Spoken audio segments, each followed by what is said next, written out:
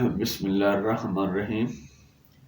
تمام تعریفیں اس رب ذوالجلال کے لیے جو تمام جہانوں کا مالک و خالق ہے، اور کروڑ حضرت وسلام حضرت محمد مصطفیٰ صلی اللہ علیہ وآلہ وسلم اور ان کی آل پاک پر، جن کی خاطر اللہ تعالیٰ نے یہ ساری کائنات بنائی ہے۔ اللہم صلی علی محمد وآل محمد۔ السلام علیکم ویورز، کیسے ہیں آپ سب دوست؟ میں آپ سب کے لیے اللہ رب العزت سے دعا گو ہوں کہ مالک کائنات آپ کو تندرستی اور صحت کے ساتھ لمبی اور خوشیاں بھری زندگی عطا فرمائے، آمین یا رب العالمین۔ دوستو، میں ہوں ڈاکٹر حکیم سید شاہد عباس نقوی بخاری، السادات دواخانہ ساہیوال، پنجاب، پاکستان سے۔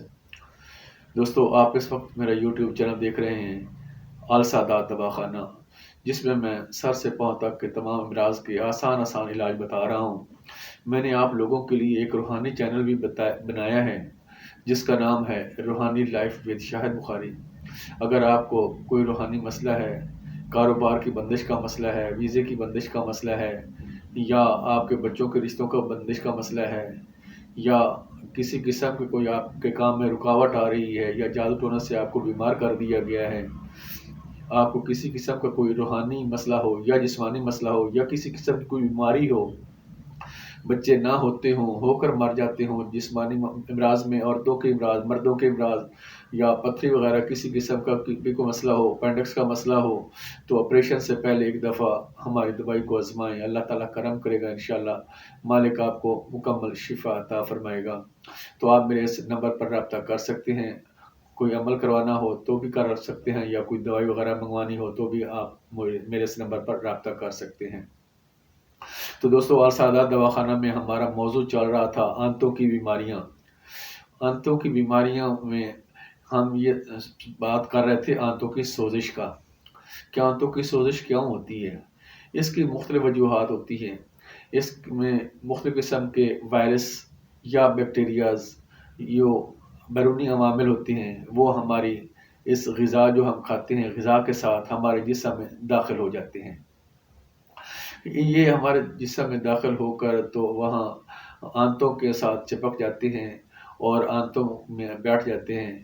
آنتوں کے بڑی آنت کے اندر جو اللہ تعالیٰ نے میوکس رکھی ہے، وہ ایک لیس دار رطوبت ہوتی ہے جو کہ اس بڑی آنت کی حفاظت کرتی ہے۔ بڑی آنت کی جو جلد ہوتی ہے، اس کی جھلی ہوتی ہے، اس کی حفاظت کے لیے اللہ تعالیٰ نے وہاں میوکس رکھی ہے۔ وہ ایک لیس دار رطوبت ہوتی ہے، بلغم نما رطوبت ہوتی ہے۔ تو یہ پہلے اس لیئر کو زخمی کرتا ہے، اس کو پھاڑ دیتا ہے، اور پھر آگے جو بیکٹیریاز ہوتے ہیں یا وائرس، وہ یہ آگے معدے کی جھلی سے ہوتے ہوئے پھر آگے دوسرے میں آنتوں میں بیٹھ جاتے ہیں، اور آنت کی جھلی کو جب یہ نقصان پہنچاتے ہیں تو وہاں سے بلڈ آنا شروع ہو جاتا ہے۔ جب آنت کی جھلی زخمی ہوگی، وہاں سے بلڈ نکلنا شروع ہو جاتا ہے، تو وہ ہمارے پخانے جو ہوتے ہیں وہ خون ملے پخانے شروع ہو جاتے ہیں، جس سے وہ بہت ہی زیادہ پتلے اور خون ملے اور بلغم نما جو میوکس ہوتی ہے وہ بھی شامل ہو کر پخانے کے راستے جسم سے خارج ہوتی ہے۔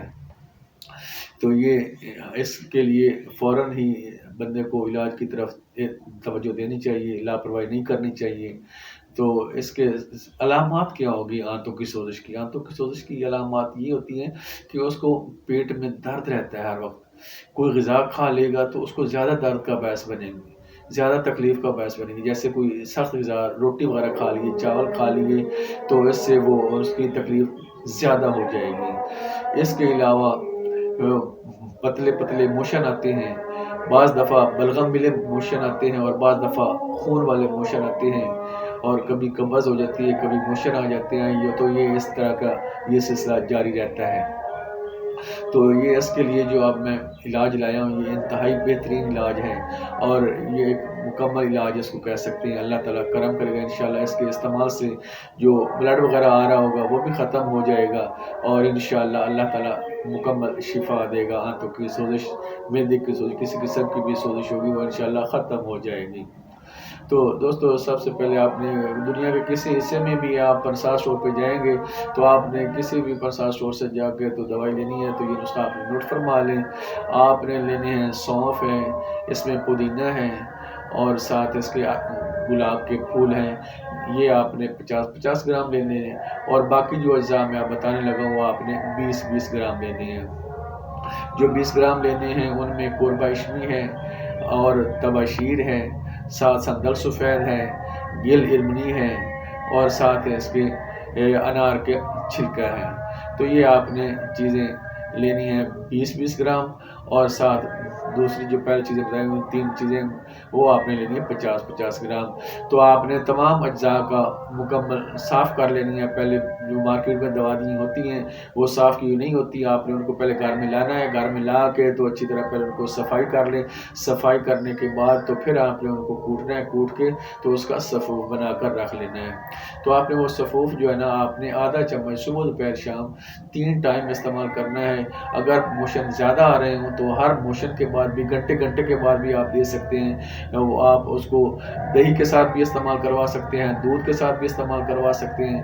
دہی کے ساتھ چھلکا اسبگول کا ملا کر مکس کر کے دینا بہت مفید ہے، اور یا اس کو علاوہ دودھ میں چھلکا ملا کر دینا، دودھ میں ثابت دانہ کی کھیر دینا، دودھ میں ثابت اسبگول کی کھیر بنا کر دینا، یہ آنتوں کے لیے، معدے کی سوزش کے لیے انتہائی بہترین چیزیں ہیں۔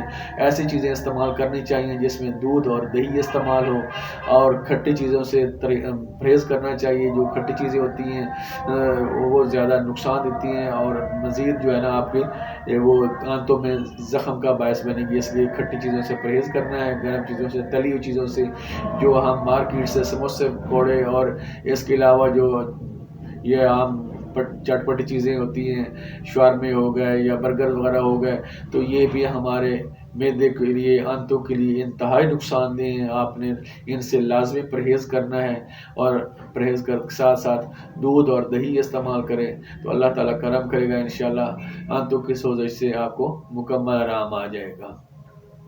تو دوستو یہ تھی میری آج کی امید ہے پسند آئے گی۔ آپ تمام دوستوں سے ریکویسٹ ہے کہ میرے اس چینل سادات دعا کو سبسکرائب کر لیں، اور مزید سادات کا آگے سے آگے سلسلہ چلانے کے لیے اس کو مزید دوستوں تک شیئر کریں، اور ساتھ بیل آئیکن کو بھی لازمی دبائیں تاکہ میری آنے والی ویڈیو کا نوٹیفیکیشن آپ تک آسانی سے پہنچ سکے، اور مزید اس کو صدقہ جاریہ سمجھ کر آگے سے آگے پھیلائیں۔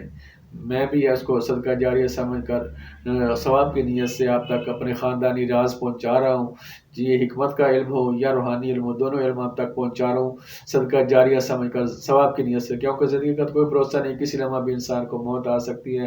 تو میں مر بھی جاؤں تو میرے بعد لوگ فیض اٹھاتے رہیں، اور وہ ثواب نامہ میرے اعمال نامہ میں لکھا جائے۔ تو میری آپ تمام دوستوں سے ریکویسٹ ہوگی کہ مزید اس کو آگے سے آگے شیئر کریں تاکہ سادات کا سلسلہ فیض چلتا رہے اور لوگ فیض اٹھاتے رہیں۔